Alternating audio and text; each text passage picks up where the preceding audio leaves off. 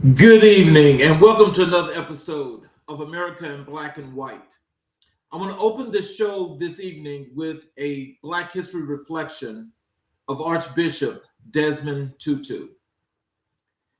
If you are neutral in situations of injustice, you have chosen the side of oppressor, Archbishop Desmond Tutu, Archbishop Tutu was born on October 7th, 1931, in Klerksdorp, South Africa, and grew up to become one of the most consequential voices for human dignity, justice, and reconciliation the world has ever known. Raised in a nation violently fractured by apartheid, a state-sanctioned system of racial segregation and oppression, Tutu did not retreat into silence. He stepped into the fire. Ordained as an Anglican priest in 1960, Tutu rose through the church to become the first Black Archbishop of Cape Town in 1986. But his spiritual authority was never confined to pulpit or pew. He marched, he spoke, he wept publicly for those who could not weep for themselves. He carried the weight of an entire people on his shoulders and called it joy. In 1984, Tutu was awarded the Nobel Peace Prize, not for achieving peace, but for refusing to accept its absence. He stood before the world and declared that the oppressor needed liberating just as much as the oppressed, because hatred diminishes the humanity of everyone it touches. After apartheid's fall, Tutu chaired South Africa's Truth and Reconciliation Commission, a body that chose memory over silence, truth over comfort, and healing over revenge. He understood that communities cannot be free until they are honest with one another. His words ring powerfully across generations. A person is a person through the other person. This concept, Ubuntu, is the African philosophical principle that I am because we are. There is no individual flourishing apart from the community that holds us. There is no legacy built alone. There is no throne built without the hands of brothers.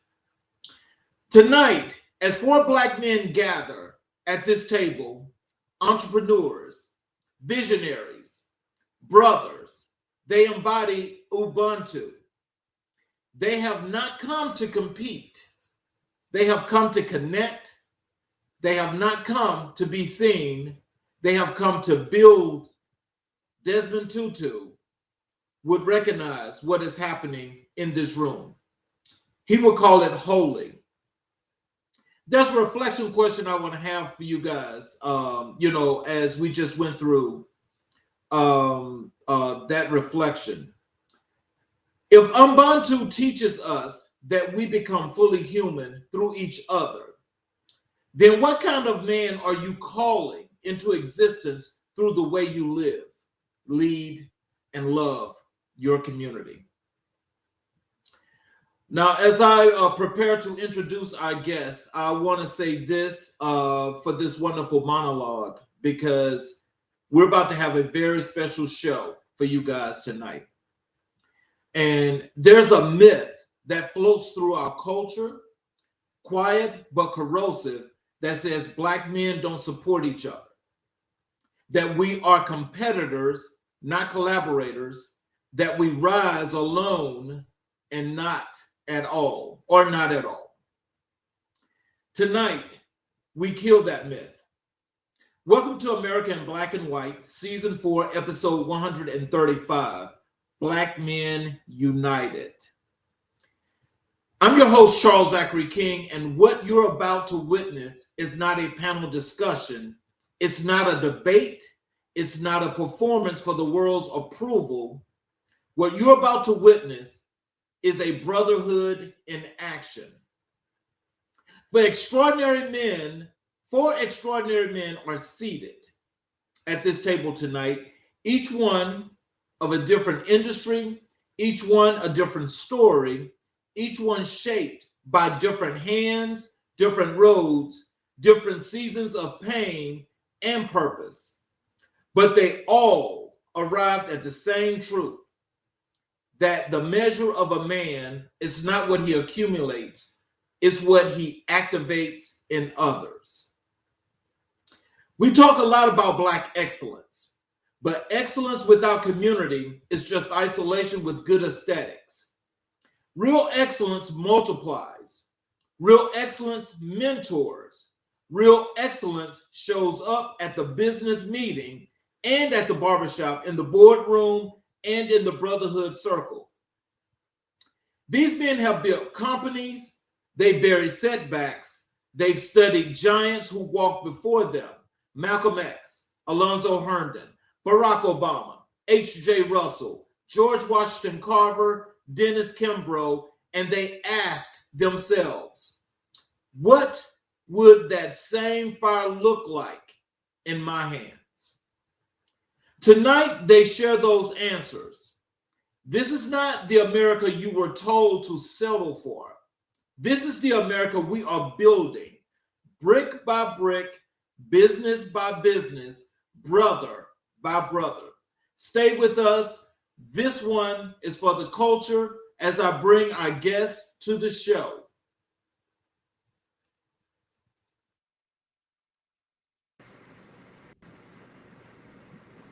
Hello, guys. How are you? Great. Fantastic. Can you hear me?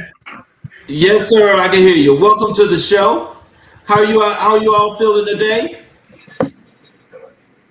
Feeling awesome. I'm good. Great. Well, so as we're actually getting into this, what I'd like for you guys to do is to take the time and please introduce yourselves to our audience so they can get the opportunity to know who each individual is, a little bit about what he does, and the purpose of the show tonight. Let's start with you, Evan. Good evening. Thank you for having me on. My name is Evan Campbell. I am the owner of EV Auto.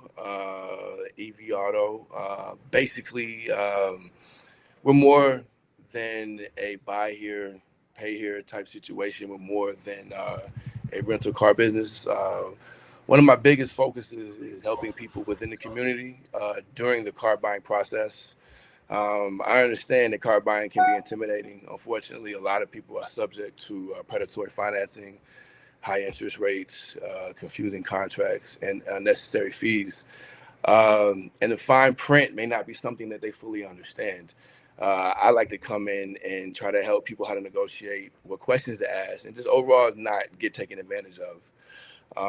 Also, I consult on car rentals, and I'm speaking from experience. From anywhere from I started with 2 cars and I've had as many as 16 cars. Consulting with people in that regard. I also have a dealer's license, so I can help. I can shop for someone who's looking for something in particular. But that's what it is. Like I said, it's not just a straight up just buy here, pay here situation. It's something I try to do. I mean, of course, you have to make money. That's the most important thing. But also, I try to help people, just try to help them understand. Because I feel a lot of people get caught in the trap of trying to look nice and trying to have a nice car. And a lot of people just get caught in a deep hole, so to speak. And I try to help people understand that you don't have to go broke to still get what you want and be in the ballpark. So that's basically what I'm about. Thank you for having me on. Yes, sir. Mr. Holton, if you could go next.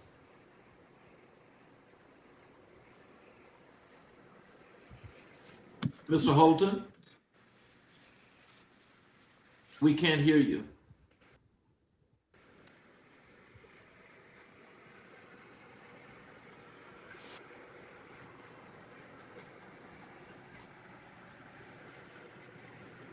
We still can't hear you. Let me just go over to Mr. King. Can you tell us about yourself, sir?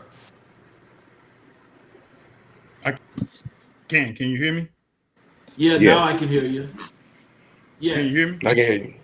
Yes. Okay. All right. Good afternoon. Good evening, everybody. This is an awesome. Can you hear me? Yes, we can hear you. I can't hear you. Okay. All right. This is an awesome experience for these guys with Titan Circle. I'm Leo King.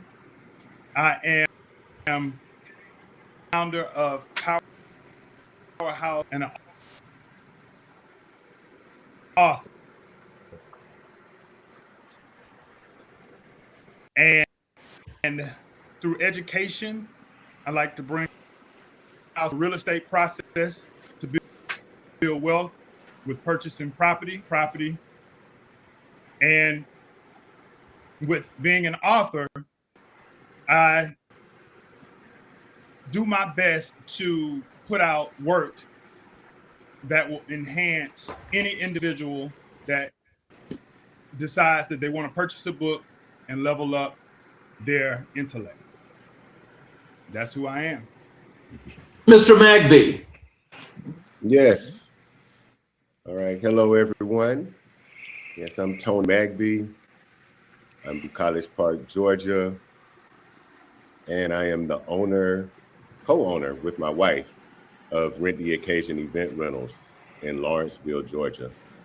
So we provide rentals, party rentals for weddings, corporate events, church events, things like tables, chairs, tents, linens, staging, everything someone would need when they're gathering anywhere from 200 to 300 people to help them enhance their image while they're trying to entertain. We've been in business for 10 years. We employ in our peak season up to 15 employees. And we just enjoy delivering a great service to our customers around the metro Atlanta area. Mr. Holton.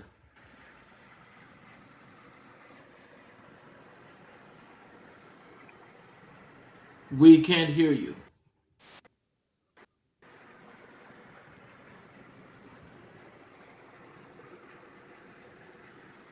No, sir, we can't hear you.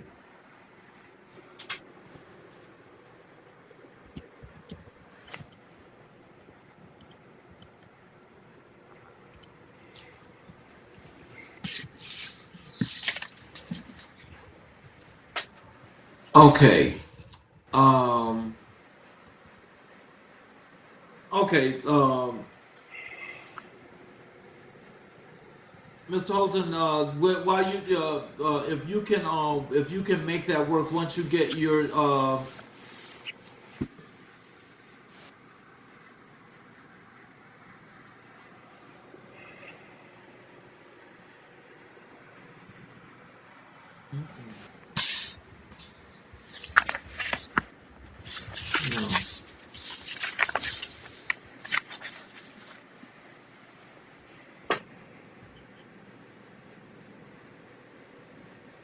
No, sir. Let me see if we can. I don't know what to say about that. Let me just try to go ahead and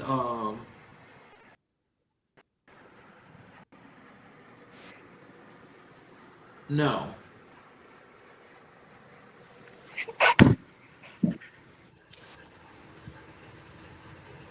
No. That's not. Let me go ahead and get into the show, and I'll try to while we try to resolve that issue. This question is for all of you guys, and what I like to do here is we'll start with the origins of your stories and identity. So this question here is for all four of you guys on the panel. I want each of you to take us back to the moment, not when you started your business, but when you first believed you were capable of starting a business, what happened in that room or in that silence? Let's start with you, Leo. Ask me the question one more time, Charles. Take us back to the moment, not when you started your business, but when you first believed you were capable of starting a business. What happened in that room or in that silence?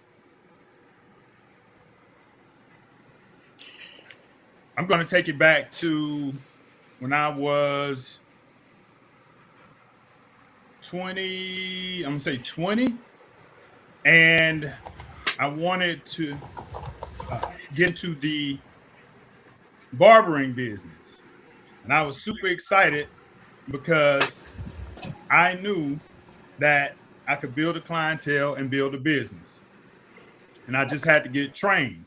And so what went on in that room was a desire, a fire and desire in me to do what it took to make that dream come true. So what's going on, Mr. Magby? Can you tell us about your situation? Okay, well, it's actually a long time coming for me. It was a progression. So growing up, grew up in a middle class home. My parents could provide, but at some points they didn't quite get me everything that I wanted when I was growing up. So I started off early cutting grass in the neighborhood, pushing the lawnmower around the block. I don't know if you're familiar, but in some neighborhoods, everyone doesn't cut their grass, right? So they'd be happy to have a young man come knocking on the door and offer to cut their grass for $20. So I started my entrepreneurial journey, I would say, during that time. So then, as I grew up, my parents introduced me to network marketing. So I got familiar with doing presentations, being in front of a room on a whiteboard, trying to sell to people. But that did not quite turn into a career path for me. But I do credit my parents for introducing me to having the courage to speak in front of a room. So as I went to college, of course, I got involved in corporate America after I graduated. And I'd say when I finally realized that I could run a business at scale is as I was taking a project management, or they call it a PMP certification class. And I started getting the nuts and bolts about how to get projects done, about scheduling, about human resource management, managing risk, and all of those types of things. So once I got that foundation, I started realizing that I could probably run business on my own at scale if I got the opportunity. And so when I got laid off, there was the opportunity. Mr. Campbell, can you tell us how did that work with you?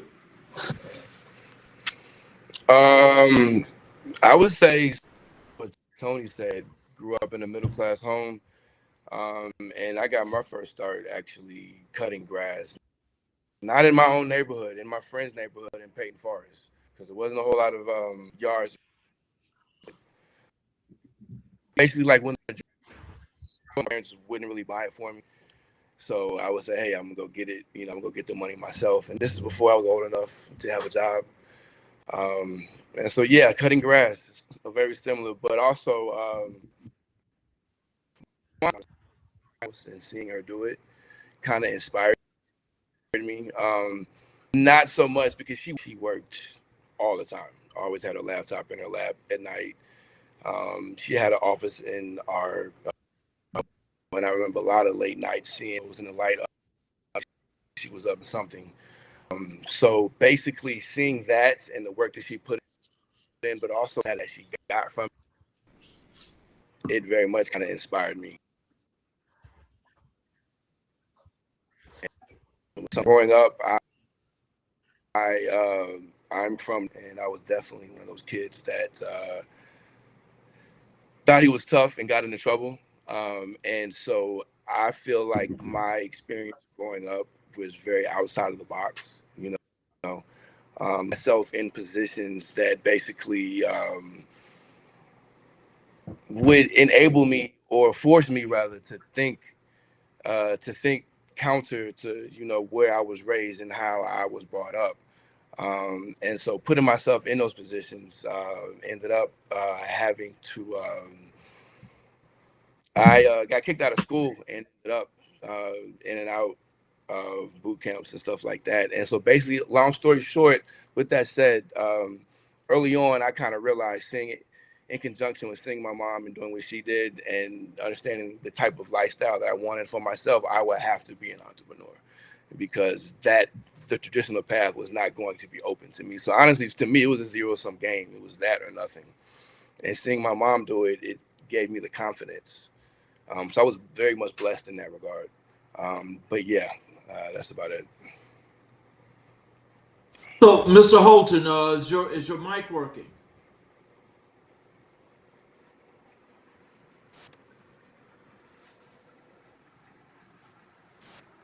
We still can't hear you.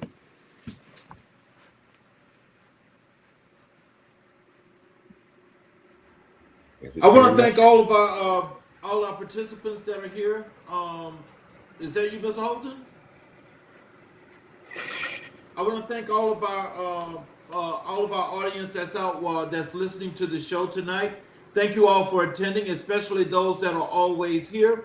We're here doing a special episode tonight, and it's called Black Men United. Evan, your mother is a core influence. What is the one thing she did or said that you still carry with you into every business decision? Basically, my mom, at the zenith of her entrepreneurial arc, so to speak, she co-founded a nonprofit called WIDA, the Women's Economic Development Agency, and basically the premise of it was teaching people how to start businesses, teaching women and minorities rather how to start businesses, and like on the first, and they would give classes to people, and it was basically like a 12-week course. And the first day of the course, she basically had an example of like someone grows up and like grandma bakes cookies.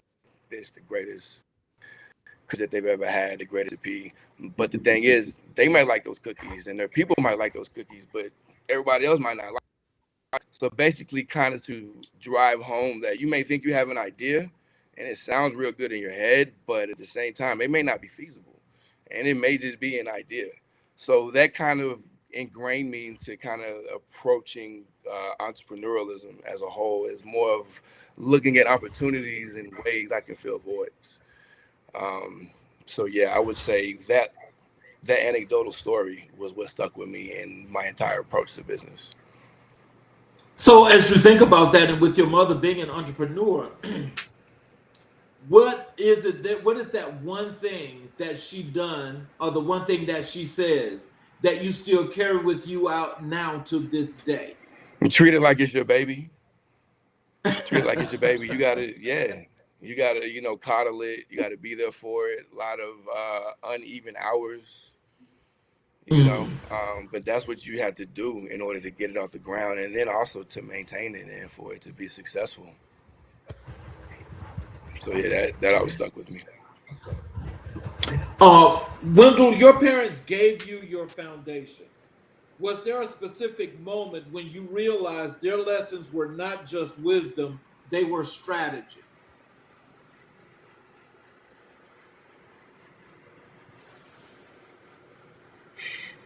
No. Microphone. Oh, man.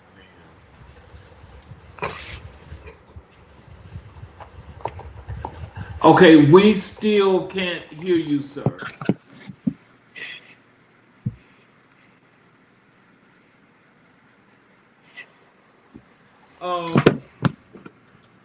Leonard, you've described your path as moving from barber educator to real estate advisor to author. What was the thread running through all of that never changed?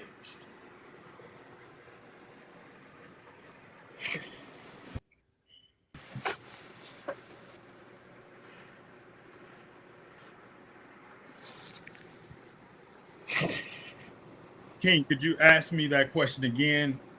I couldn't hear you based on the audio. Okay, you've described your path as moving from barber educator to real estate advisor to author. What was the thread running through all of it that never changed?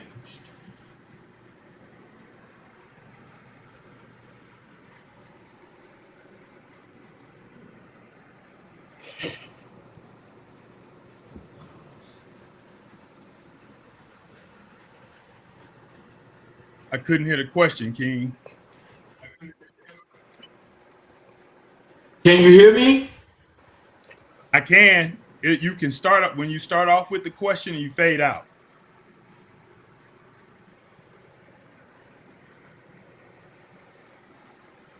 You've described your path as moving from barber educator to real estate advisor to author. What was the thread running through all of it that never changed?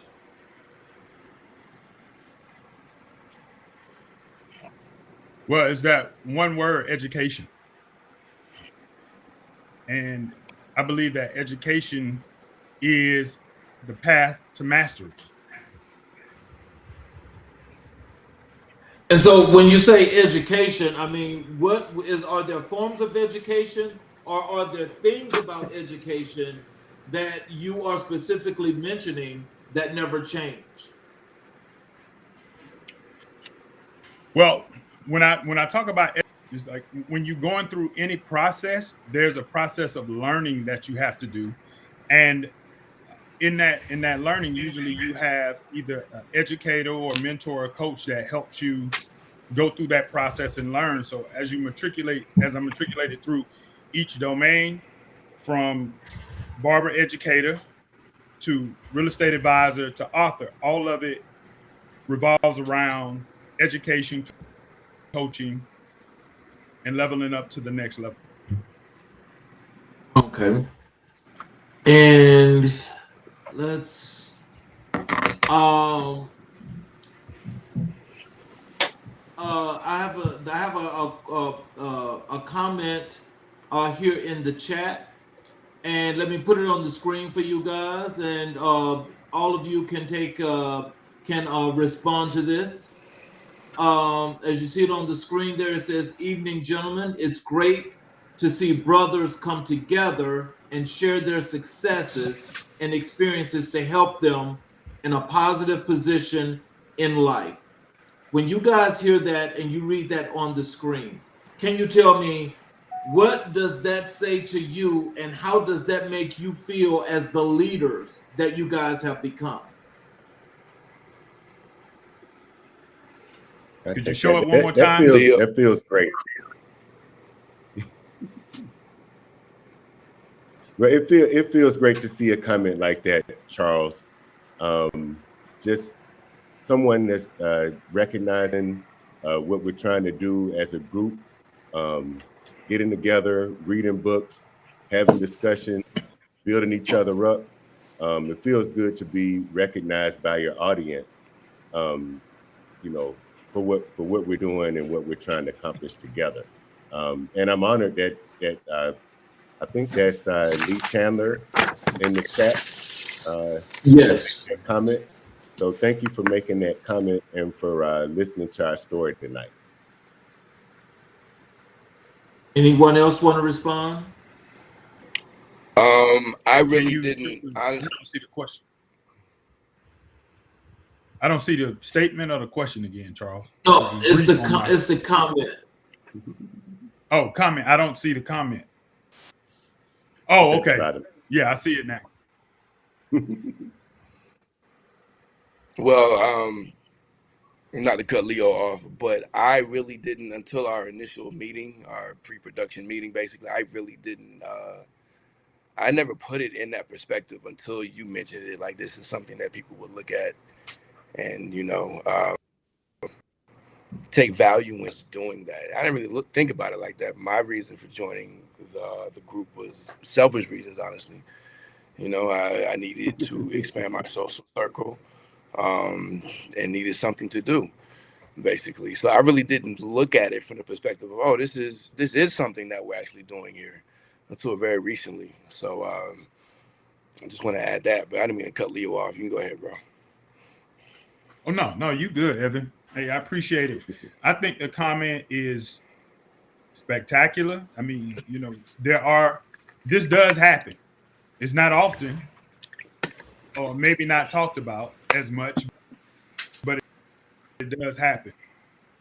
And successful brothers coming together, reading and having conversations about does happen. So thank you very much. I'm glad you're able. And there's another comment here about education. I'll put it on the screen. Maybe Leo would like to talk to this one. It says, education applied is the path to freedom. Absolutely. Very much so. Very much so. Yeah. First is knowing, and then a second is actually taking action and applying what you know to build your future and whatever that freedom looks like to you. Tony, you spent years mastering precision in corporate environments. At what point did you realize that precision needed to serve your vision, not someone else's? Well, that's an interesting question, Charles. Well, at some point, it becomes a value proposition with yourself, right? So I looked at the hours that I was putting in, and I looked at my motivation for why I was doing what I was doing. Okay, so while I was in the corporate world, once you get assigned a team and you get responsible for things to get done, then you wind up taking on a lot of responsibility for not only project, but you take on responsibility for those above you and for those below you, along with still having to take on the responsibility of your family. And you start wondering, for all the value that I'm providing here, what is my actual value? And so once I started looking at it, I wanted to put myself out on the open market to see what I was actually worth. And so that kind of helped make that decision. I wanted to put those efforts into building something, a legacy for my family, and to try to build a business that I could be proud of and not necessarily put my name on, but something that I could own. Leonard, Tony just described his journey out of corporate into entrepreneurship. How similar or different is that from your transition out of barber education into real estate, and where do the roads cross? That's a great question, Charles. Actually, I'm still an educator at the moment, and taking on a real estate license and helping people through the journey of real estate. The transition was fairly challenging because what I had to do was I had to figure out who I wanted to be as a real estate agent, and then also what identity did I want Powerhouse Consulting to have. And on that journey, I discovered that I wanted Powerhouse Consulting to have an educational journey, right? And so taking what I've learned being a barber educator over into real estate is that when people experience Powerhouse Consulting, Leo as their agent, I want them to understand the process and be about wealth building as possible. So I have a question for all three of you guys. If your younger self could see what you are building right now, what would shock him the most? I'll take that. No. Okay. It's for everyone. But what would shock my younger self is, Leo, honestly, you're educating people and taking people through a wealth building process, man. You on the road to success, my brother. You doing what was always deep in you, and now you're having a chance to bring it out and see the results from that hard work, dedication, and staying focused and believing in building.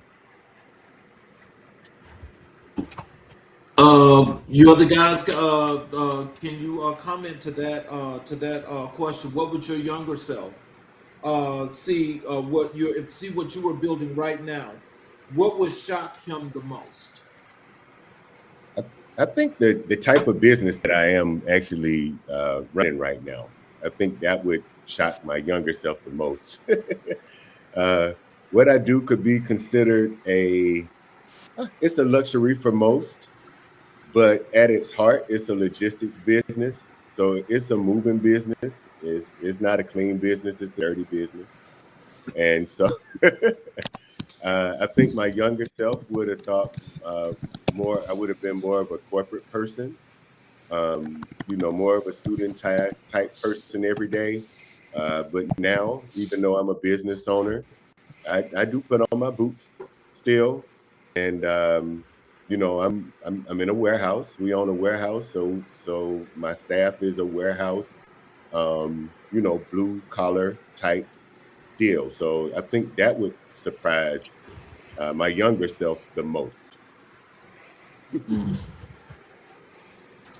I'll chime in on that. I would say what would surprise my younger self the most was I don't know, not really a whole lot. Like I said, this was kind of a zero-sum game to me. It was this or nothing. I always knew this is what I wanted to do and what I was going to do. I would say, well, to be critical of myself, I would say that I would have thought that I was more confident at this point into new lanes with the experience that I've had. So if anything, I would say that. Mr. Holton, can you hear us and can you chat?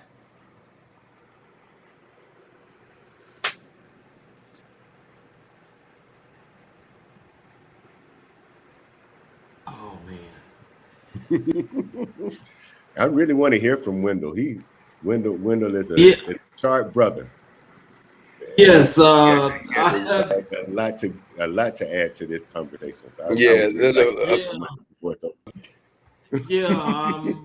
than truly, I don't know what's happening with the tech, but so this question is for all of you guys as well. And we're gonna start with Evan with this question. How do you define success in a way that is distinctly yours, not borrowed from culture, not inherited from someone else's expectations? Because at the end of the day, it's all about happiness and legacy. That's one of our pillars in our book club is legacy, and I really take that to heart. Legacy is very important to me.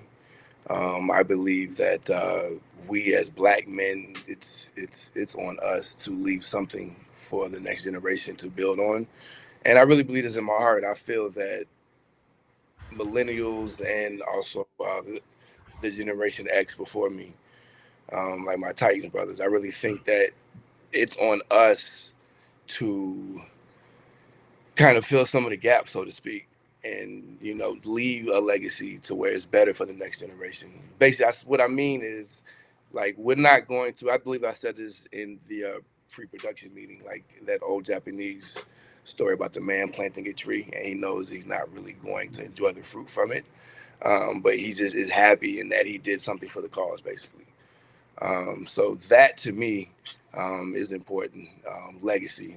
Money's important too, but I feel like they can go hand in hand a lot of times. So yeah, that would be my answer. Tony? Could you repeat the question again, Charles? Sorry. How do you define success in a way that is distinctly yours, not borrowed from culture, not inherited from someone else's expectations? All right. Awesome. I'm glad you repeated the question. All right. So success for me is freedom. It's also a degree of control, control of my time, and control of my decisions. We are reading a book though that adds a lot of color to what we're talking about right now. We're reading the 7 Habits of Highly Effective People. And so while I'm talking about control, I do understand that in order to have control, that it takes a lot of interpersonal skills in order to be in charge and to have that control. But I feel like I'm a fair person, and so being able to control situations and being able to control the tone of the room, so I don't get put into situations that I feel are unfair, and that I'm able to create an environment where people enjoy being there. It's success to me. Leo? Yes, how I define success is similar to Tony.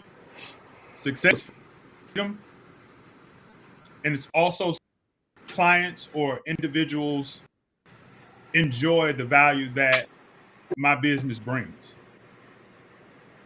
That's what it means to me. And if I had to sum up in one word, it's really, well, 2 words: joy and freedom. Wendell, can you is your mic working now? Y'all hear me now? Hey, Yes. he's here. There you go. Wow. That's super Brother, we missed embarrassing because I'm supposed to be the tech guy. you are.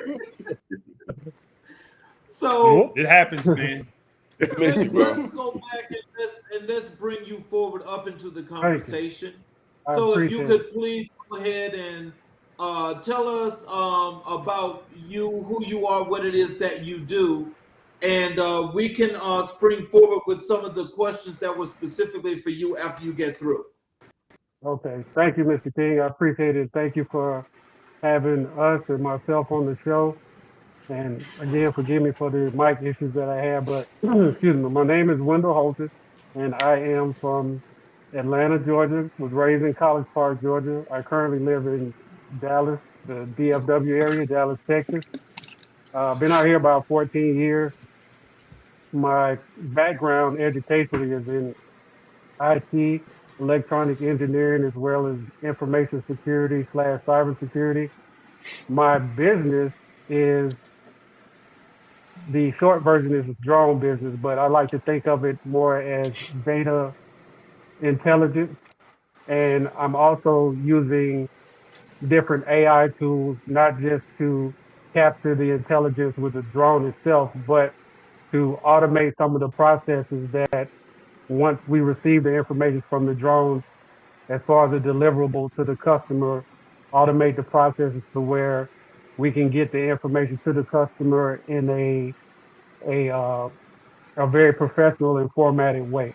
So aerial data and video is the primary focus of the business, and I'm actively right now working on the AI component as well. Okay. So the question that I have for you specifically was your parents gave you your foundation, Was there a Mm-hmm. specific moment when you realized their lessons were not just wisdom, they were strategy? Specific moment. I think that the specific moment would probably have to be, well, I'll be honest, when I started the drone business, the strategy that I got from my parents, well, I should say wisdom really, is that you need to, if you have something you really want to do and you like what you're doing, then it's not going to become work to you. And that's one of the things that drew me to the drone space. Uh, if I can go back for a little bit, when we were in high school, when airbrush clothing was all the rage and everything, and everybody wanted to wear, the graffiti and the things on their clothes, I was the guy that did that. So I would paint something, wear it to school, and that would be my advertising. And then people say, "Hey, Wendell, can you do this, that, and the third for me?" And I would take it home, airbrush it, bring it back, and make a little money. Even back then in high school, I didn't even realize that I was setting up a business plan, a marketing plan, an advertising plan. I was just doing something that I like to do, but I was able to actually make a little, lunch money off of it. So the lesson that, or the strategy that I learned from my parents is sometimes you have to get out of your own way and just thinking too much about it and just jump into it and do it. And if it's something that you really like doing, more than likely you're going to follow through with it. And going back to the airbrush analogy, I really like doing that. And it's something that I follow through. And the next thing you know, I had a business. So I think I'm kind of at that juncture again right now. So the last question that I asked the group was, how do you define success in a way that is distinctly yours, not borrowed from culture, not inherited from someone else's expectations? Success for me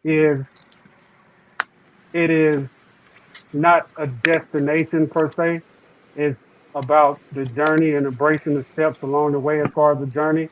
So my definition of success right now, in this particular point in time, is I charge myself to be better tomorrow than I was today. Today, I'm better than I was yesterday. So it's incremental. As long as I'm following those incremental steps and doing something more than I did the day before, then that's being successful. Success, if you look at a house or a building when it's built, it's not just boom, it's there.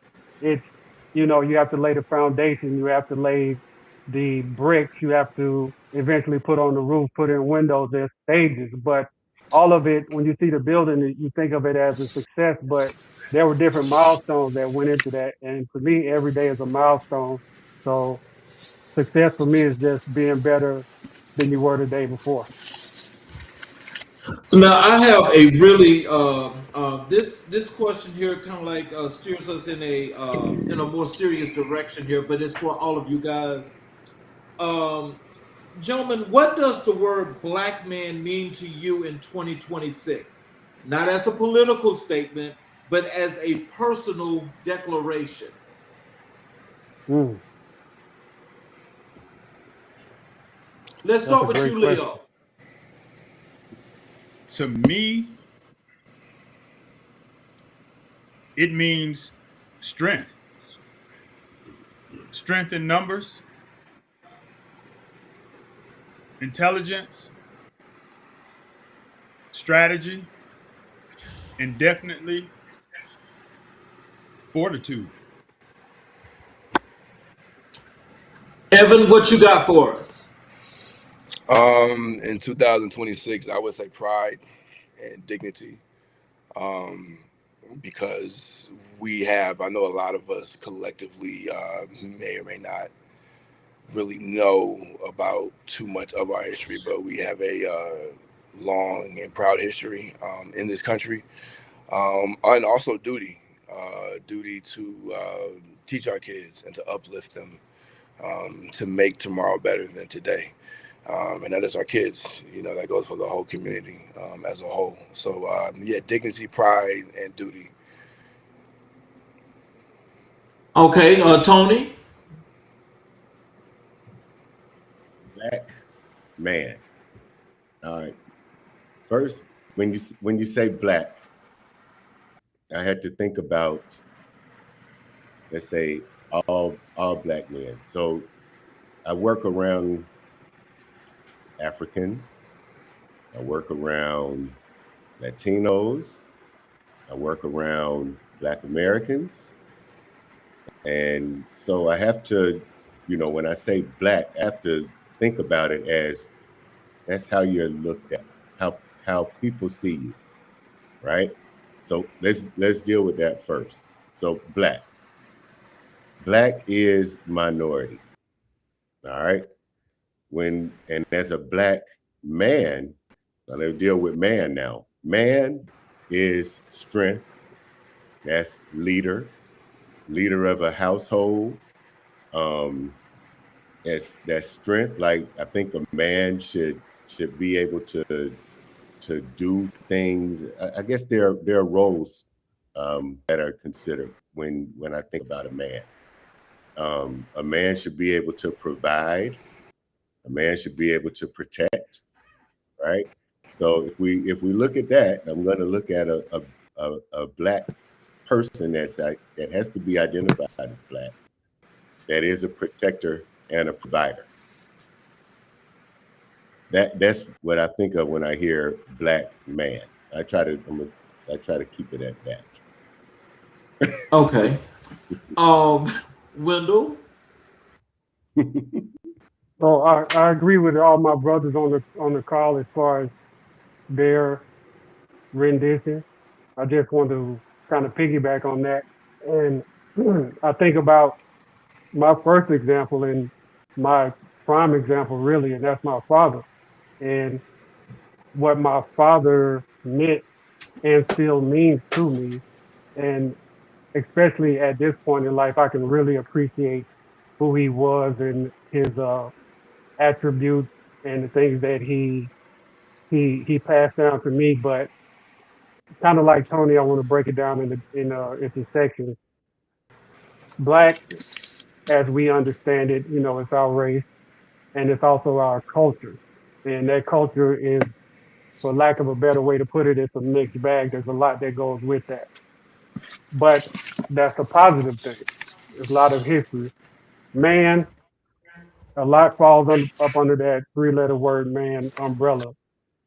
Responsibility, you have strength, you have, believe it or not, loyalty, you have perseverance, you have fortitude, you have education, intelligence. I think about the lessons that he passed on to me, as well as other, mentors that I've had in life. So I think, well, I'm not going to say I think, I know the black man is all of that.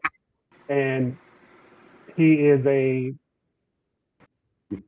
amalgam of the past, his current, present, and he is responsible for guiding the future as well.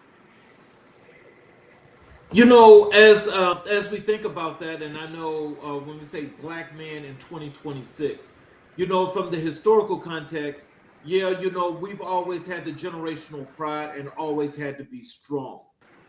But in that whole process, there are other variables that have come into play, and there are other things as we've evolved in time, that adds much more to what it is to be a black man here today in 2026. When you guys think about that, can you tell me, do you think of, like, let's say, like what we have tonight, when we think of the unity and we think of, coming together and building together as one, has that ever seeped into the minds of, like, as to how you guys see this? I see black men today going forward. Do you see unity? How do you actually see that?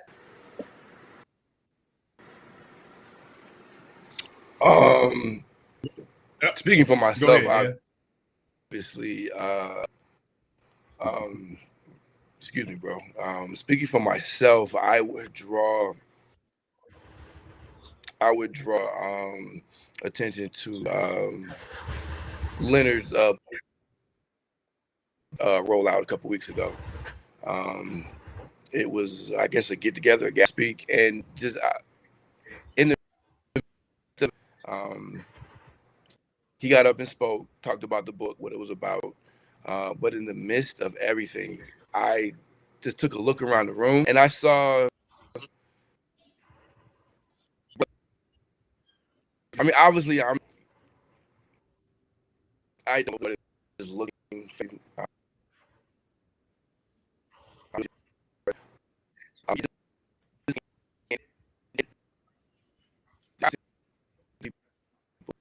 Different bounds among us, and I think it just speaks to how diverse we are. Like, we are not a monolith. We're very diverse.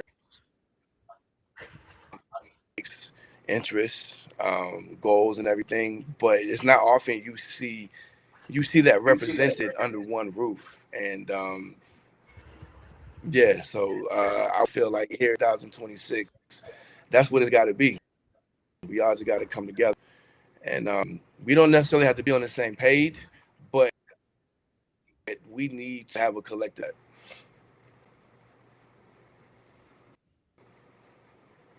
Can you guys hear me? Okay, Leonard. Ask me one more time, King. Or state it one time. I was just saying, for the whole entire process of what we see now, as you guys have spoken to what it means to be a Black man here in 2026, I was asking, is there any point in time do you think about unity as being one of the variables that plays a major part in what Black men are about today?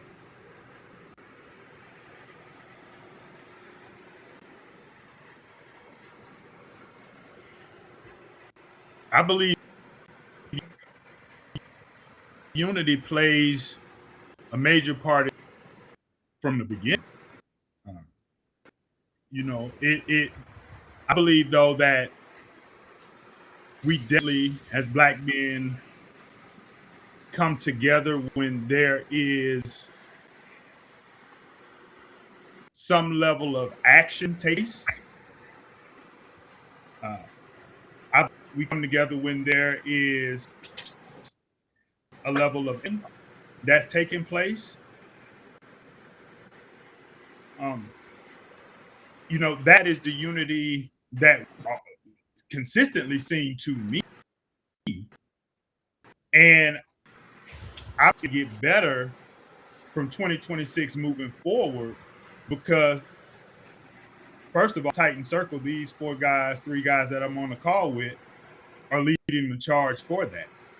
And people get to see and hear in this moment what unity and community looks like for Black men, not only in action as far as being out doing something outside, but actually being on a call, meeting on a call every Monday to discuss a book, Seven Habits of Highly Effective People, to help us personally develop, grow in all areas: mental, spiritual, physical, emotional, and financial, and bring that unity as a whole.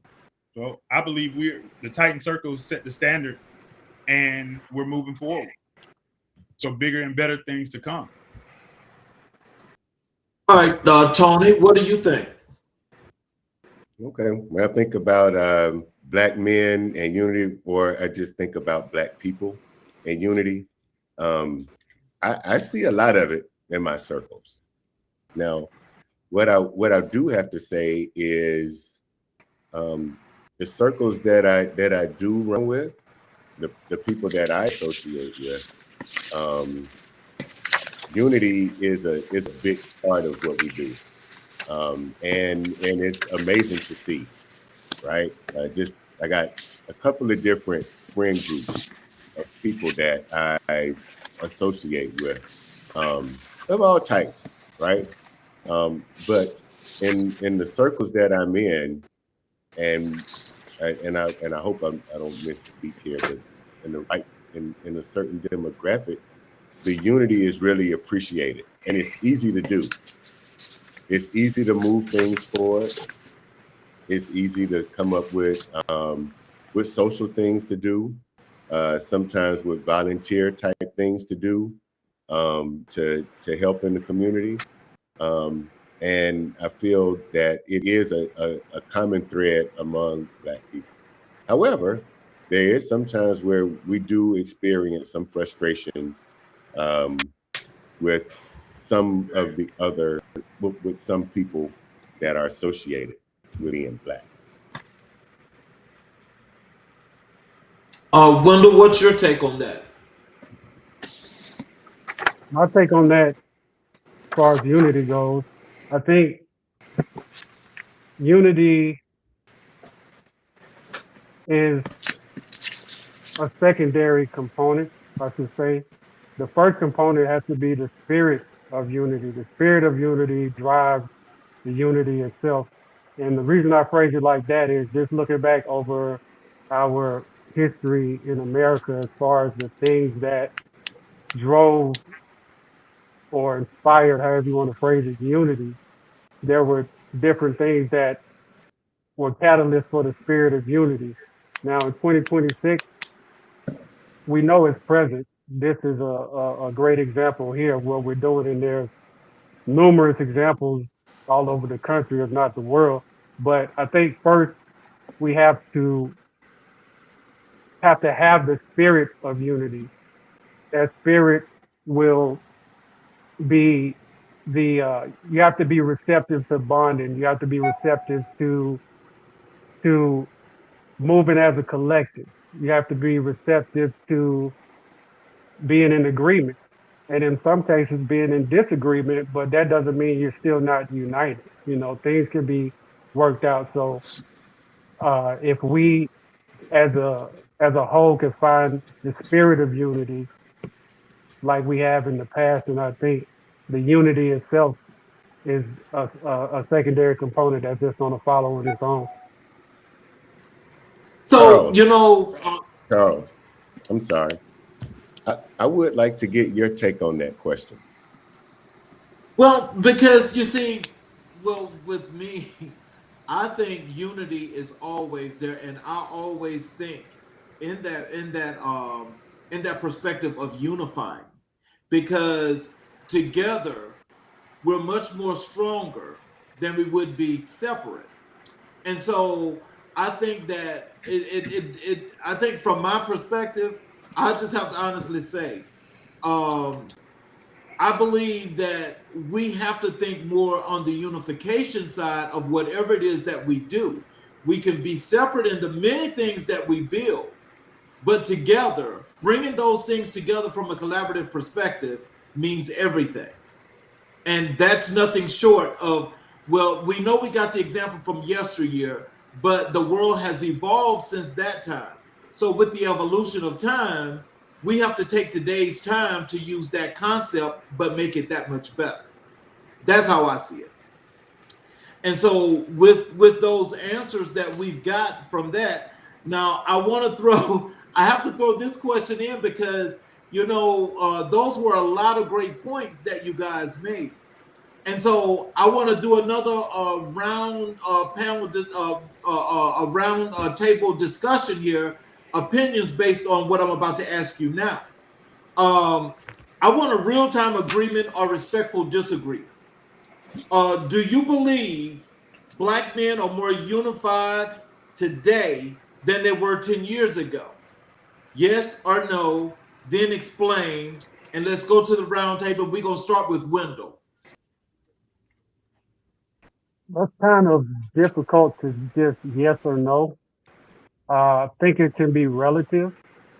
If we had to look at it from a micro perspective, you could say yes. If you look at it from a macro, again, it's relative, you could say no. So I think that's a relative question, but me personally, I do think that it's still here. And again, we just have to tap into the spirit of unity and like the some of our tenets as far as the Titan Circle goes, growth and legacy and mindset. If you have those type of tenets in your quest to be unified, then it's going to happen. It's kind of related to like being on a football team or just a team sport. Period. You can have all these different members on the team. They have different jobs, but the job of the collective is to move the whole team forward. So my job on this particular play might not be to score. It might be to block for Tony who needs to score, whatever the case might be. So it's okay to be different, but going back to that spirit of unity, if you all on the same playbook and running the same play, that's where you need to be. Tony. Okay, I'm going to have to answer the question from more of a personal perspective, because I can't really reflect on any major movement nationally or internationally that would say that Black men are more or less unified, right? For me, Okay. I feel like over the last 10 years, as I'm maturing, that I feel that that I am unifying more within groups. But I have different groups that I unify with. So the Titan Circle is a group that I've gotten involved with within the last couple of years and been reading books with. And so I feel a sense of unification in that. And by being involved in the Titan Circle and being more broadly going to things like Invest Fest, going to some men's breakfasts that some churches have been hosting, and from some other friend groups that I'm involved with, I see that there is a big push for Black men, Black families to unify and to be, more collaborative with each other. But I'm also in some peer groups, professional groups as well. And within those rooms, there's also a sense of unification once you have something in common with people. Evan, what is your take? Pretty much picking on what Tony said. I feel like I think is reflected in my personal journey and things like the Titan Circle. Also, just being an objective observer of different friend groups and just people outside, so to speak. And I realize that it may not seem like that right now. A lot of outside forces, I think, meddling in our community to try to make stuff seem like it's a certain way and maybe get people downtrodden and blacked out. But I truly believe that stuff is getting better. And I think that not just Black men, but Black women as well. I think that we are more unified than ever, especially right now, it's 2026 with all the stuff that's going on. I really, truly believe that in the last 12, 18 months, a lot of us have woken up and can see the forest for the trees. And, we can see what's going on. And I don't really think you can really quantify that right now, but I really feel that in November, I feel that will be shown. And in 28, I think we'll see it too. I think we're at a watershed moment. I really do. I think we'll look back in 20, 30 years, people will be making history books about this time period. It's kind of like proverb, like, may you live in interesting times. You know what I'm saying? It's not really, it's kind of a curse, really, because if you live in interesting times, it's going, it's up here in the fan. And I don't think we're at that point yet, but I think that a lot of people are waking up and saying that we're at the precipice. The what if, what could happen? It's aware now, but I think it'll be evident to everyone very, very soon. I'm ranting, so I'm gonna go ahead and cede the floor to somebody else. Go ahead, John. Leonard? You know, Charles, that's a tough question without really any data.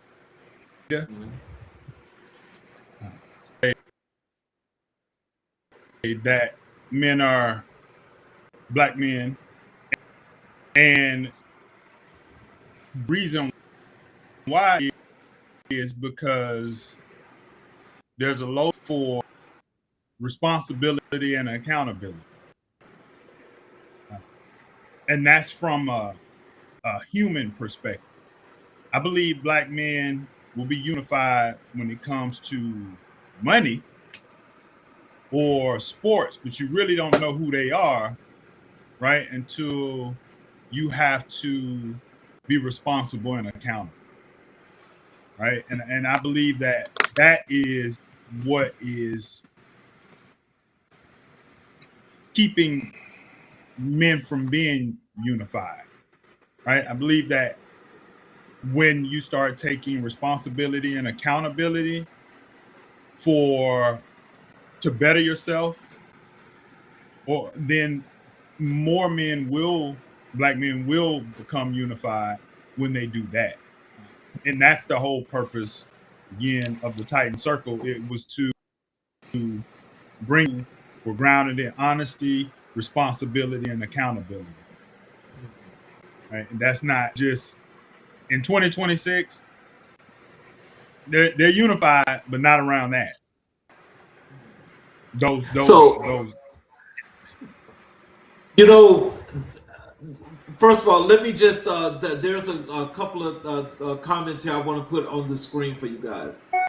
This one right here is for Leo. This is from, it looks like it's your kid. It says, support my pops, Leo. Yeah. That's cool. And so, but cool. then we got this one here that do you have a guy out here in the audience, and he says good points. Now, you know, that can go in many directions, and I don't want us to get tied up on this because those are some really good points for real. But I will say this, just in getting ready to move on, is that, you know, and with this group, with this show tonight, starting and setting a whole new standard. This is what the unity should be looking like, and this is what we should be thinking about all the time. And the reason why I say that, and again, this is just my opinion, so I don't want nobody to say I'm trying to tell people how to think. But I think when you see we're able to unify, to continue to be individual as well as collective, and we continue to build, and we make our moves, and we do things that we're supposed to be doing, there's value in that. Mm-hmm. And I think as we've got these young men, and we got older professionals that are listening to this show right now, this is setting a standard as to what we should be doing and how we should be doing things. Because communicating and making things happen, planning, developing, makes us that much stronger and that much better. Mm-hmm. Absolutely. I want to move to entrepreneurship and business building. And I want to start with Evan. Evan, I want you to tell us about the automotive industry, you know, and we know that it's a tough arena. What was the first business obstacle that E&V Auto that made you question yourself? And what did you do when that doubt showed up?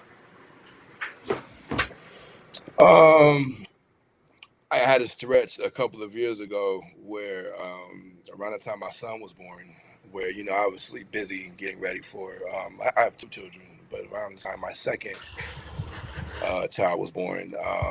In the midst of getting ready for him and just the stress, anxiety of that, I had 2 deals fall through back to back. On the rental side, I had 2 cars that came up missing. One I had to pick up in Philadelphia. The other I picked up in, and it was just, I think it was with everything happening, it very much had a come to Jesus moment. Like, is this like the universe giving me a sign? And like I said, in the midst of my son being born, I'm like, yo, see a job or something.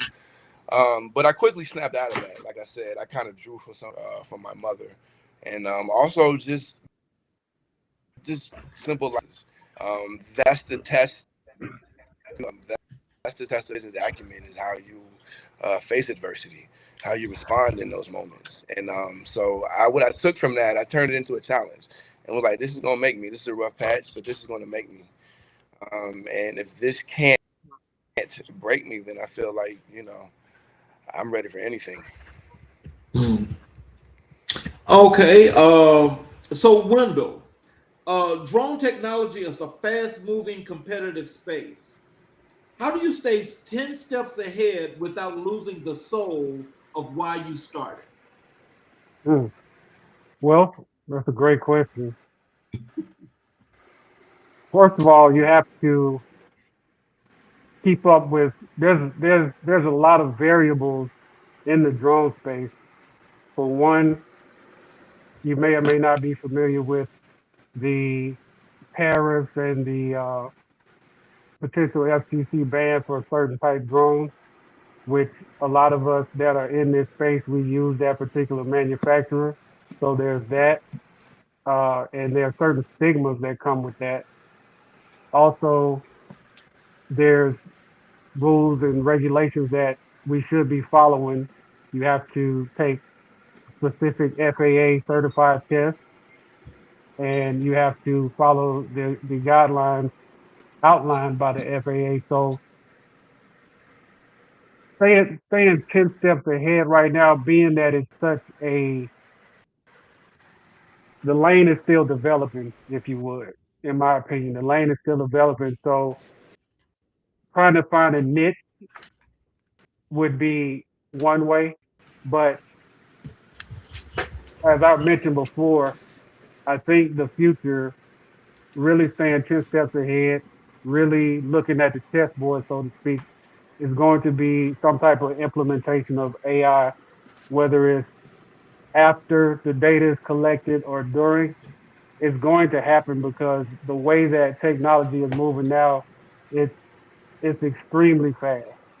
And I don't think that any of us at this point can afford to be, you can't afford to not be in the loop. And that's just not with the drone space, that's with anything now. I mean, the AI technology is touching everything, but specifically with the drones, staying current on what the FAA and FCC are putting out in terms of mandates and laws and things of that nature, and also just staying on top of technology and not being afraid, really not being afraid to just jump in somewhere with the technology. For example, what I'm doing in addition to just operating the drone, I'm also coming up with my own reporting system, building it from scratch using AI. I'm also coming up with prospect generating using AI. So I don't have to go out and necessarily seek leads, let the AI technology do that for me, and I can focus on other things. So there's ways to automate processes and to have a digital workforce, so to speak, while you focus on how to make the actual flying of the drone, find a niche for that, so to speak. Well, I've got a question here that's just been put in the chat. This is to you, Wendell. And the question there is on the screen.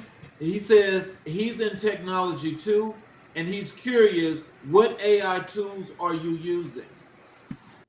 That's a great question. So the biggest one right now, as far as what's considered large language models, I'm using ChatGPT along with Claude, but specifically for the creation of the automations that I was mentioning, the prospective client capture and the CRM that I'm working on in the reporting system.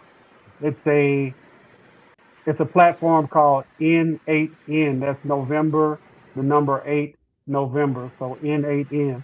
And a lot of these AI tools, they really reduce the barrier to entry. And what I mean by that is there was a time not too long ago where if you wanted to design something, you had to know how to code. You really had to know the syntax and things like that.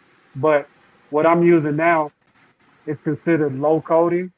And even if you don't know the code, you just ask Chat or Claude, hey, what do I need to put in here? It'll tell you and it'll customize it for what you need to do. So it really brings down like I said, the barrier of entry and the learning curve in terms of what you're trying to do.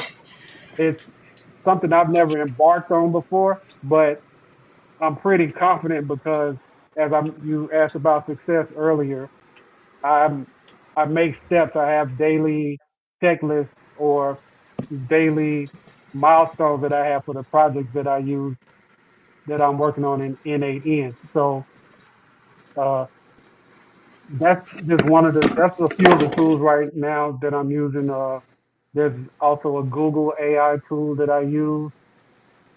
I'm creating dashboards for once I finish my reporting system. So there's a lot of tools out there. And also, if I could just add something else, something that I think about a lot, because there are so many tools and there's so many that's coming out so fast, my recommendation, you do a little bit of research, but don't get caught up too much into trying to learn everything because that's not the point. You need to find something, kind of stick with that, and eventually it'll connect to other things. But I think it's easy to get lost in the forest because there are so many trees, but that can be a good thing depending on how you approach it. But I would suggest that, like I said, do a little bit of research, then find something and run with it and see where it takes you. But also, while you're doing that, have in mind what you want to do with that technology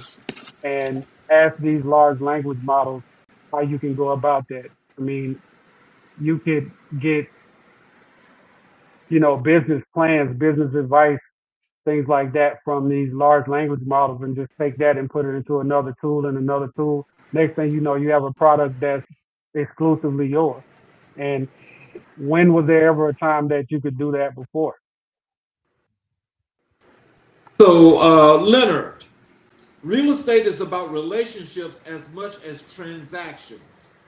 How do you build trust at the level required for someone to hand you the keys to their most important asset?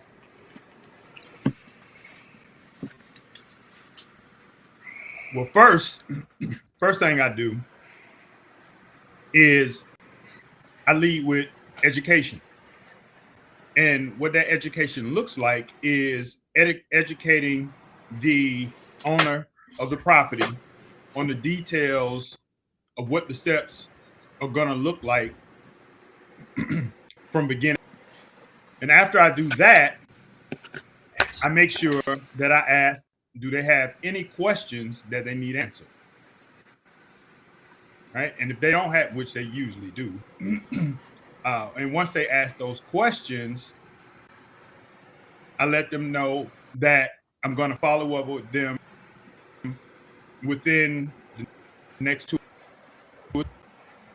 find out if they have any other questions. Right. And they're on the data and what the market's doing as a whole based on their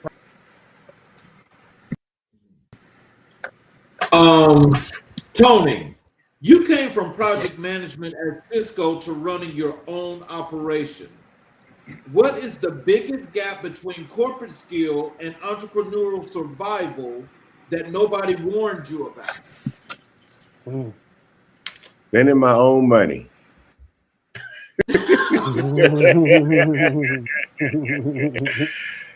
Nah, it sounds good to run your own business, and to manage, hire people, and get all of these things when you're dealing with corporate money. But when it comes down to you having to spend your own money to do things, it's a little bit different. So that would definitely be the one thing that I wasn't prepared for. Taking accountability, for things that are happening, long nights and doing things that you don't want to do, that was kind of expected, right? But when it comes to spending your own money to get things going and to keep things going, paying people out of your own pocket, that's the one. So what I'm gonna do now is I'm gonna ask you guys some questions here that we'll put into a pool that I created. It was called the Circle of Brotherhood and Community. So I'm gonna ask you guys some of these questions, which will be for each and every last one of you. First question is this. It says, brothers, what does it actually feel like to sit at a table full of black men who are not competing with you? And what took you so long to get here? Oh, wow. Let's start with Wendell. I'll start off. That's a. Oh, you want to go ahead, Leo? No, go ahead. Okay. So I'll be honest with you, Mr. King. It feels really wonderful to have this brotherhood that we have in the Titan Circle. There's a lot of, I want to say, intangibles that go along with that. It's not just the obvious things that we speak about, the books and entrepreneurship and things like that, but we have different life relevant conversations, and it's good to know that you have people that they're not judging you, and they're people that you can trust, and people that are in your same lane. And even if they're not in the same lane, they can perspective is everything. So you might not have the right perspective. You might not be in the right mind frame in a particular day. But having a group like this, it's not just a Monday thing for me. I kind of related it to, on one call we had, kind of related it to going to church. You go to church on Sunday, and then you take that lesson out into the world Monday through Saturday. And that's how I kind of feel about some of our Titan Circle meetings. Some of the things that we say and talk about on Monday, I take it throughout the rest of the week. It's some, a perspective that I didn't have myself. They shed a light on some things that I might have been looking at incorrectly or not looking at all. To answer your question as far as what took so long, I think that, and Leo could probably address this better, but for my portion of it, I think it was just a maturity thing. And when things are real, it has to be organic. You can't really force it. So I think time and maturity and just being organic and already, it really doesn't help when it really doesn't hurt when you've known people for the majority of their lives also. So that's a big component as well. You have a lot of background on the people that you're with. So yeah, I hope I answered that question. Leo, what's your answer to that question? Well, King, I'm gonna say, ask me the question one more time, so I can get a clear understanding. The question is, Brothers, what does it actually feel like to sit at a table full of black men who are not competing with you, and what took you so long to get here? To sit with a table of black men that are not competing with me feels refreshing. It we can collaborate and add value to each other, and we can all grow, right? Because we all have the same mission: build a business, add value, and create a legacy. So I think when you have the same vision and goal, that makes it easy, right? What took so long?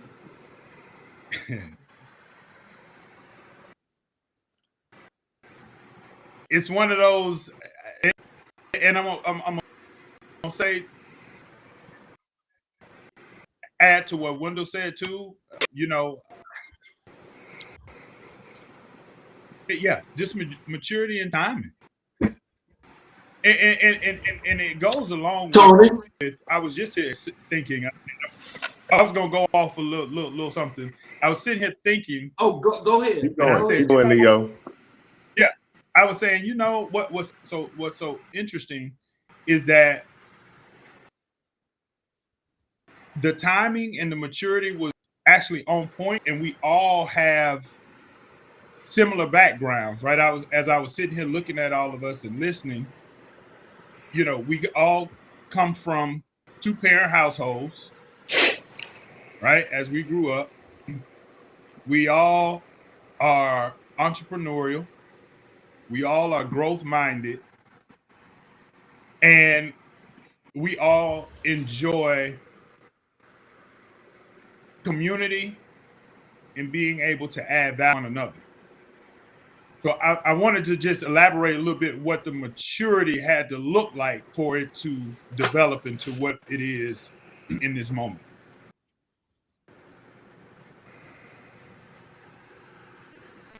Okay. Okay. Tony, what do you have to say? How do you answer this question?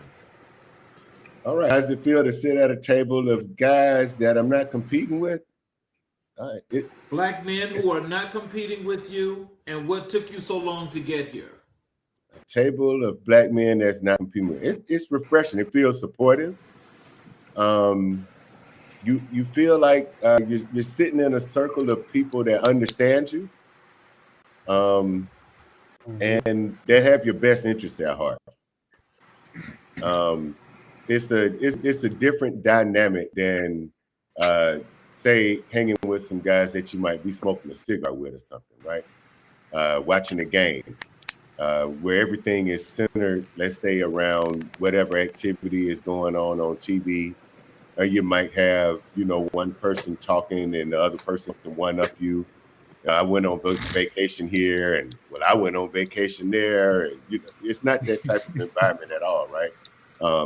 It's centered around some content that's based on building yourself up first, right? But then trying to get an understanding about things that you're reading and how it affects the world around you, how it might affect your family, how it may affect your job or your business, and then trying to build it up. Now, what took so long to get here? It is maturity, and no one proposed it. For a long time, I guess it was just perfect timing. A couple of years ago, when I was in the heat of getting my business off the ground, I wouldn't have been open to anything like this. I said, "Oh man, I don't have time for that." but at the point that I'm at right now, I got time. I'm curious. The content that we're reading is intriguing, and got a good group of brothers who I enjoy discussing topics with. So I don't know. That's what took so long. Just nobody had proposed. Mr. Evan. Not a lot already bad. I was Tony's sentiments in that it definitely feels refreshing. Definitely and I've shared with the guys a couple of times. It's definitely very prominent on my social calendar. I very much look forward to our Monday meetings. Sometimes it's a highlight of my week.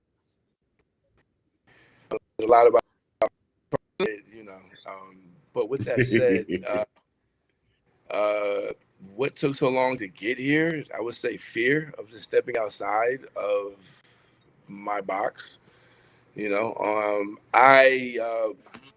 I'm just getting to know Tony and Wendell, but I've known Leo for some years, and Leo's always been Leo.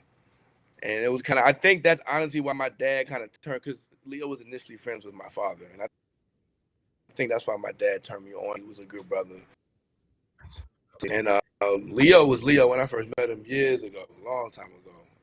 But, you know, at that time, it just, stepping outside of my comfort zone, I guess, was something that I wouldn't have been as comfortable with. And while I know Leo and we talk, but like taking that, you know, hang out, chop it up, you know what I'm saying, go to the gym, something like that. So yeah, just stepping outside my comfort zone.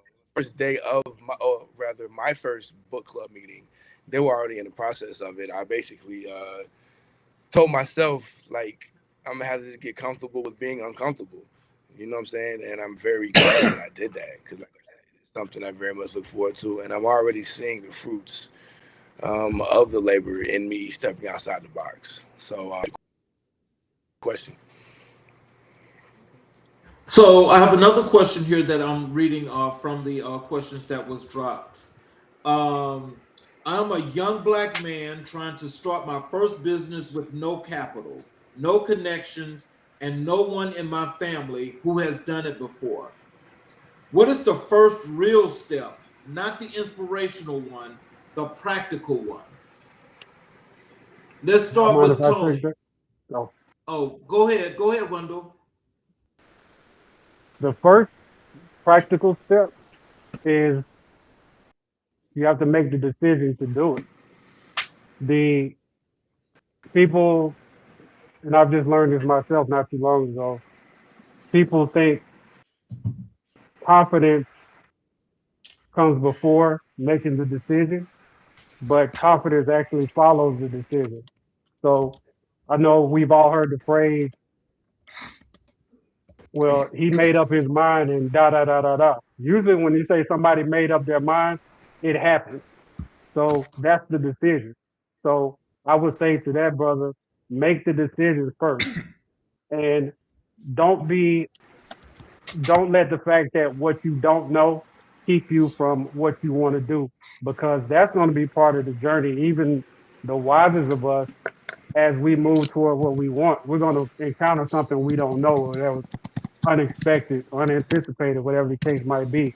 But like I mentioned before, you have so much access to technology now. Use it. You don't have to go pay a business advisor to give you what may potentially not be useful information. You can just go to some of these chat GPT or Claude or whatever, and just start asking questions, and you can get an idea of where to go from there. But you have to start with the decision and then make the step. Tell yourself, this is what I'm doing, and that's it. Don't be afraid, because you can do it. And even if you are afraid, you can talk yourself back down. It's okay, but just stay with consistency. Beats anything else. Consistency beats talent. Consistency beats muscle. Anything. If you're consistent with it, it's gonna happen. Let me read the question again. It says, I'm a young black man trying to start my first business with no capital, no connections, and no one in my family who has done it before. What is the first real step? Not the inspirational one, the practical one. Tony, I'm over to you now. All right. I would say write a business plan. Try to find someone who's doing a similar business to what you are doing, and see if you can get them to mentor you. Try to see if there's any professional organizations that are involved in the business that you are going into, and try to get involved into their trade, if it's a trade group. I don't know if it was tax preparation or something like that. There's a tax preparation association. I know for event rentals, before I started the business proper, we joined the American Rental Association. And so they have a convention. So we went to the convention, and so we got plugged in with the education on the industry. So I would say to write a business plan, research the industry, and find out if there is a supporting arm for the industry that you're planning on getting involved in, and join it and get immersed in the business that you're trying to get into. Leo? Yeah, I would just add to what Wendell and Tony said.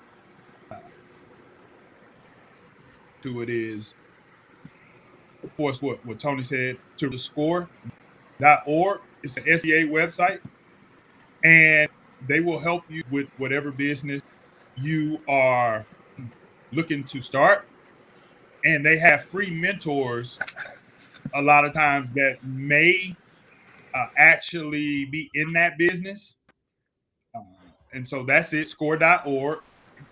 And then also, they also have training on financial literacy about your business.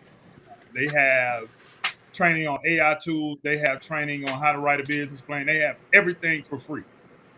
Score.org. And the second piece I would add to that, similar to what Tony said, is, and well, you got to make the decision to start. That's number one. But you also have, I use this term, apex predator, meaning that you got to go out and ask somebody that's doing the business, let them know that you want to do the business. I mean, you want to be in business, and could they sit down and maybe could you buy them some coffee or buy them some lunch or something, and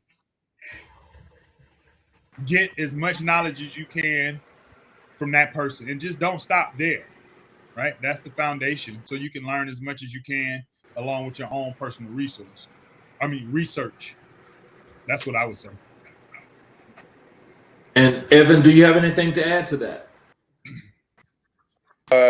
Yeah, a little bit, piggybacking on Leo, who in turn piggybacked on Tony. The SBA resources like that stuff is invaluable. Also the SBDC in Gwinnett, I believe they're affiliated, or they're an incubator with the University of Georgia Gwinnett campus.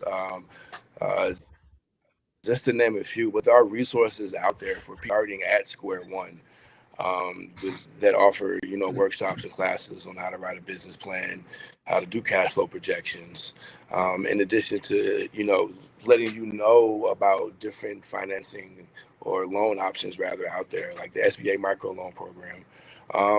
I'm not even gonna lie, I'm not 100% familiar with that program as I was in years past, but from what I have heard under who in DC, it's not, those dollars aren't flowing as easily as they have been in years in the near future.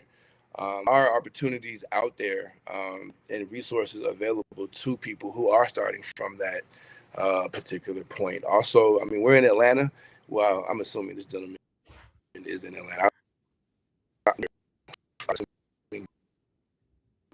It's a lot of opportunities to network as well out there. You just have to put yourself, like I said earlier, get comfortable with being uncomfortable. Just put yourself out there and network. Mm-hmm. That always helps too, because some people, they just might like the jib, but they might just like the cut of your jib and be like, hey, I'm gonna put have the elevator pitch ready, because you never know who you're talking to. You definitely never know. So yeah, I would say free resources that are available to individuals out there, network, and at the end, I would say just be pragmatic. Look in the mirror and just be real with yourself about what you can do, what you're able to do, what type of work money that would take, and just be real with yourself. I mean, because business is serious. I mean, stuff like this is the real deal. you can waste years of your life chasing something that's a dream. So look in the mirror and be real with yourself. Like I said, if you don't have a lot of that, you can start with sweat equity. That don't take a lot of money. You can build up and transition. But yeah, I would say those points. Okay, I'm going to read one more question from the submitted questions, and this one is from a father. He says, "I have two sons, 12 and 16. What are you doing in your businesses and your communities that is creating opportunities for young Black men to see themselves in something before they age out of hope?"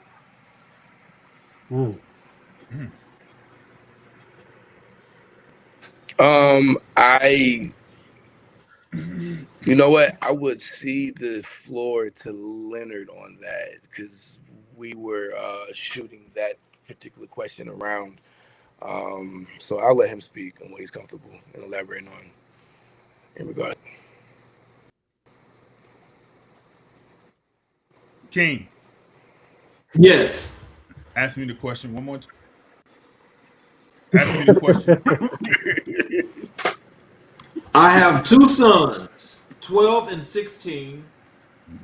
What are you doing in your businesses and your communities that is creating opportunities for young Black men to see themselves in something before they age out of hope?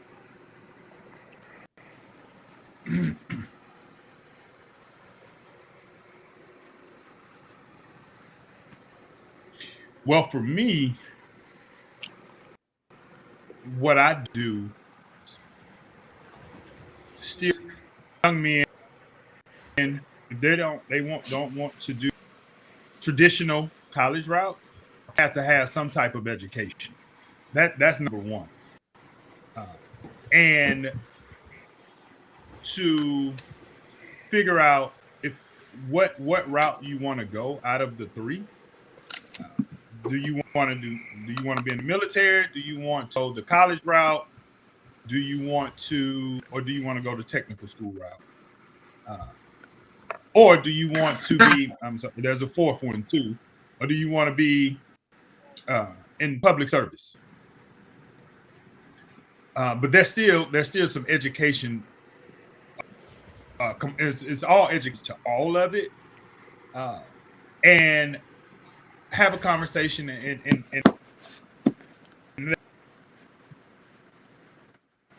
let them decide which one of those move forward in that area, and understand that you're gonna have to be educated to keep from having no hope. Education gives you hope. No education is gonna be tough. It's gonna be tough. So I would say just focus on education in one of those four domains. If I could add something brief to that. Yes, sir. Be what you want them to see. Be what you want them to see.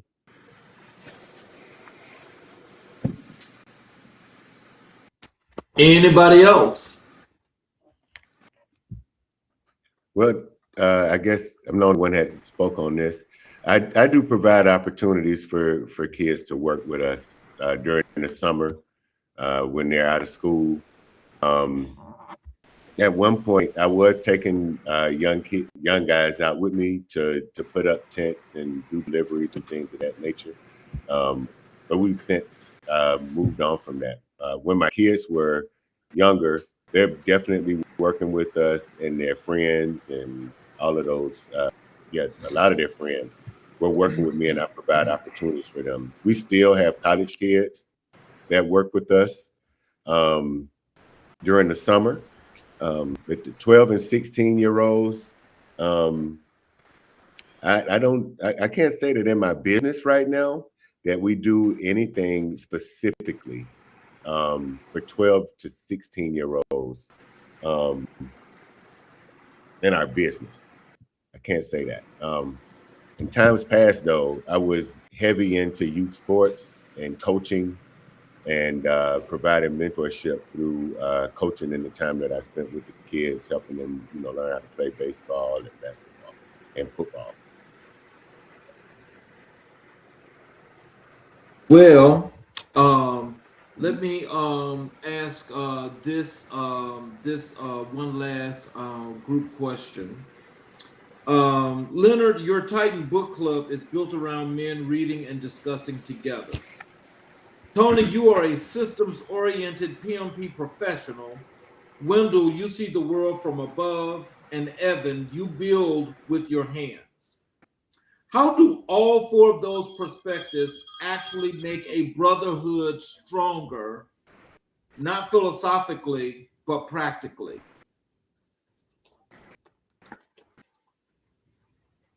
I think because go ahead, Leo. I'm sorry. I was gonna say because we can all and support one another in their businesses at some point.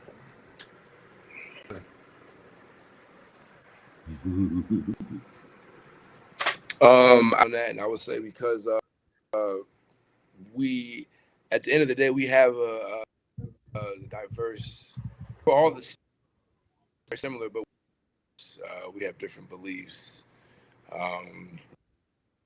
different angles and paths that we've done life. But we're very much kind of come together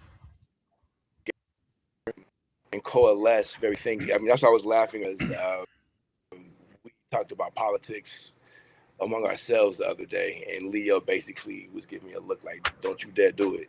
And I saw him give me that look, and he was like, "Don't stray too," And so, but because we, not to say that we have viewpoints, but he has those moments where we have those moments where we kind of look at each other and like, hey now, but brotherhood, and that's what a brotherhood is about. We don't all necessarily have to be lockstep every step of the way. Our goal at the end of the day is the same. Respect each other and value what the others bring to the table. And so it makes it easy for us to sit down and be able to have different beliefs and diverse opinions on different things, and it not to be any drama about it. So yeah. I think the fact that there is diversity that sparks the unity because we all have something different to bring to the circle. So if we were all exactly like-minded in every fashion, we did the same thing. And you asked about this earlier about being in competition. We're not in competition with each other because we're in different spaces. So being in different spaces, we can be a breath of fresh air to each other. I don't know about event spaces. Tony does. I don't know about real estate. Leo does. I don't know about cars the way Evan does. So That's cool. that's cool. I think that's cool. I think that's the key. We continue to learn from each other. Tony, what about you? I think they all wrapped it up pretty good there, Mr. King. The the diversity in the group creates the synergy. The fact that we all come from similar backgrounds, but we have different ways of making a living now and different experiences. I think that creates a good unity and synergy between the four of us. Well put, Keith. Well, I'm going to give you guys an opportunity here to leave some words of wisdom and encouragement to our audience, and you can also tell them how they can connect with you via your social media, your websites, all of those wonderful things. I'm going to start with Leo. My words of wisdom would be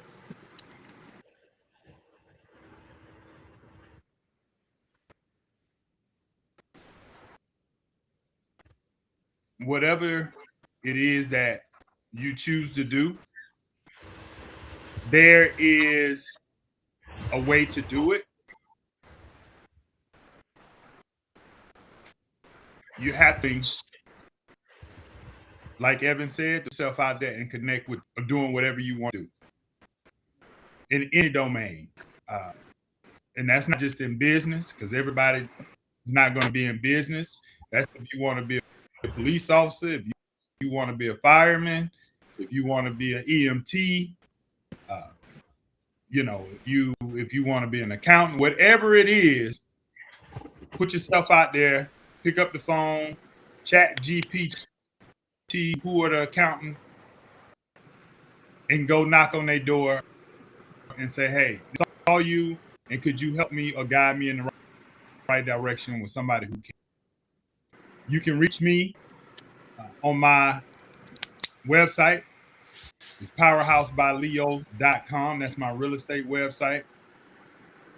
You can reach me on my book website. That's manhoodbydesignglobal.com.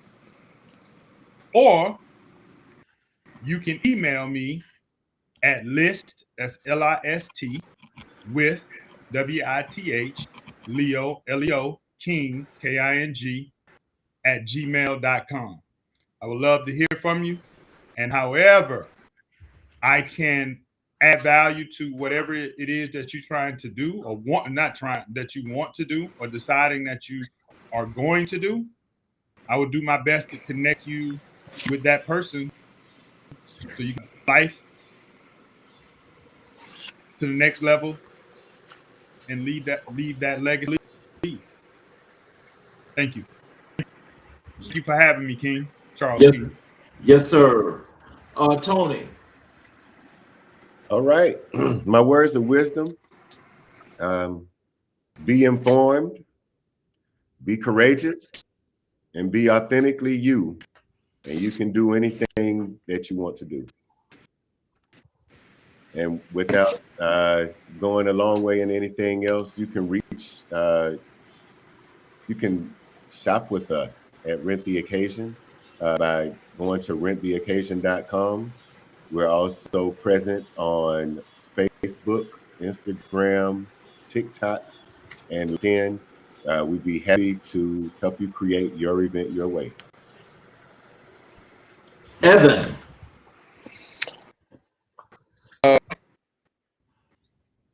What people with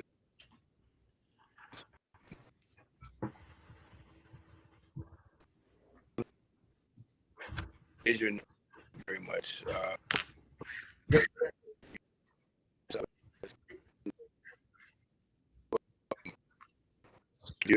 does your vision align with theirs?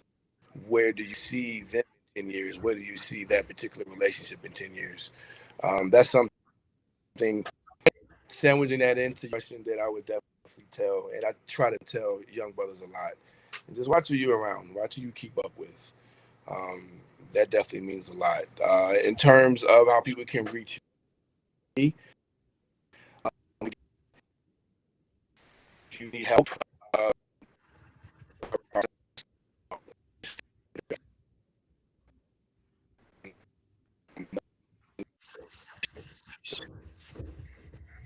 for free, or even a car rental. 404-514-3439. Email. That's Evan at evautoatl.com. That's EVAN at then auto atl.com. That's and thank you once again, Mr. King, for having. This is, I can't speak for everybody. This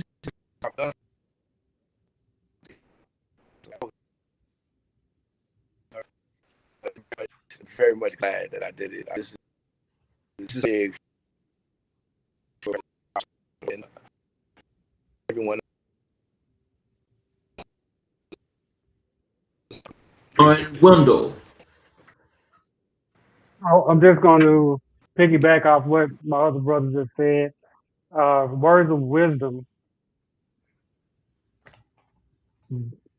There's going to be times where you are unsure. There's going to be times when you're possibly going to be afraid. Don't give as much attention to the outside voices that are telling you no as much as you pay attention to the inside voice that tells you yes. You'll be surprised how much is already in you that you need to get to where you're going. The other thing is, when we think of goals, a lot of times we look at them in straight lines, say, this is where I am, this is where I want to go. And 9 times out of 10, the path ain't straight. But that's not a problem either. The path is going to take you where it takes you. And along the way, you pick up things that you need to continue to get you to that destination. So understand that the journey is also part of it. You know, you're going to run into some pitfalls and you're going to make some mistakes, but just dust yourself off and keep it pushing, keep your goal in mind. You may not know anybody that does what you do or trying to do, but if you keep going, you'll eventually run into those resources or run into things you need, or you may end up being that individual, that pioneer. But if you're not consistent with it, if you don't keep at it, then you'll never know. And you don't want to take that regret with you. Basically, not to be cliches, but leave it on the field. And so what I like to do is, as I'm getting ready, I'm going to close the show here in just a second, and I'm going to do a monologue. But can I have you guys stick around for a few minutes after I close the show? Absolutely. Sure. Yes.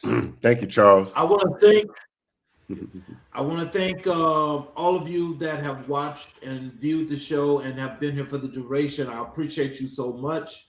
I want to thank you all for being here for this historic moment, for what is about to kick off, what is going to be the unification of not just Black men, but communities around this country. As you see, that one, as was pointed out in this show, we're not a monolith, but together we make things happen. And I can guarantee you that for those of you that have been watching now, I'm more than sure that you got something from this show. So as you share this show, I need you to please make sure that the people that you're really trying to get to understand unity, that they get this opportunity to see this show and what Black men have to offer to this country. For those of you that are watching on all of our channels, especially the YouTube channels, if you have not yet subscribed and enabled all notifications, I ask if you will please support us by subscribing to the channels and enabling all notifications, where every time we do a show, you will get the show live, as well as you're able to go back and look at each and every show that we have recorded, and you're able to watch and learn from what all of the professionals from all the different industries that are subjected and have put themselves in the community building part of their lives. You will learn from each and every individual. And so in closing, as I do this monologue, what just happened in this room is not an accident. We have 4 men, different industries, different cities, different stories, came together and told the truth. Not the polished truth, not the rehearsed truth, the real truth about struggle and setback, about fathers and faith, about the kind of brotherhood that doesn't need a hashtag because it already has a heartbeat. Evan Campbell is building economic sovereignty in the automotive space. Wendell Holton is lifting the perspective of an entire community, literally and figuratively. Leonard King is designing men, giving them not just inspiration, but architecture. And Tony Magby is proving that when discipline meets courage, a career becomes a calling.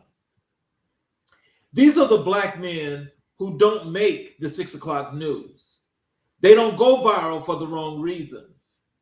They go home to their families, they open their shops, they write their chapters, they lead their circles, and they do it again tomorrow. Desmond Tutu said it. Ubuntu teaches it. Tonight confirmed it. We are most fully ourselves when we are in communion with one another.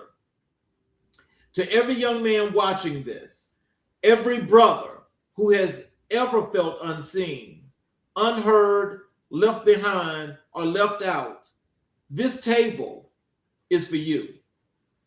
Not as a fantasy, as a blueprint, as a preview of what happens when you choose to build instead of drift. To the Titan Circle, to the brotherhood that gathered this table and will gather many more, keep building. The world needs what you're making. I'm your host, Charles Zachary King. This has been America in Black and White, Season 4, Episode 135. And Black men, we are just getting started. You all have a great evening, and we will see you tomorrow for another great episode of America in Black.